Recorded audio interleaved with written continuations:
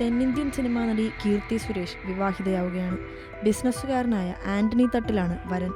ഇരുവരും വിവാഹം കഴിക്കാൻ പോകുന്ന വാർത്ത പുറത്തു വന്നപ്പോൾ മുതൽ കീർത്തി സുരേഷിന്റെ അച്ഛനും നിർമ്മാതാവുമായ സുരേഷ് കുമാറിന്റെ രാഷ്ട്രീയം ചൂണ്ടിക്കാട്ടി സോഷ്യൽ മീഡിയയിൽ അധിക്ഷേപങ്ങളും ഉയരുകയാണ്.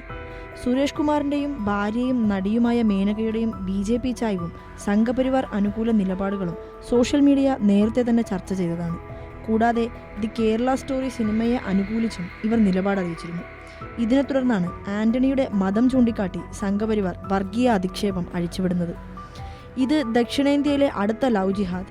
ഹിന്ദുക്കളായ യുവാക്കൾ ബീഫ് കഴിക്കുന്ന തിരക്കിലാണ്. ഹിന്ദുക്കളായ പെൺകുട്ടികളെ വിദേശികളായ ക്രിസ്ത്യാനികളും മുസ്ലിങ്ങളും എടുക്കുകയാണ്. നാട് നീളെ ലവ് ജിഹാദിനെ അപലപിച്ച് നടന്നവർ സ്വന്തം വീട്ടിലെ കാര്യം അറിഞ്ഞില്ലേ എന്നിങ്ങനെ നീളുന്നു കമന്റുകൾ. 15 വർഷത്തോളം പ്രേമിച്ച ശേഷമാണ് ഇരുവരും വിവാഹിതരാകാൻ തീരുമാനിച്ചിരിക്കുന്നത്.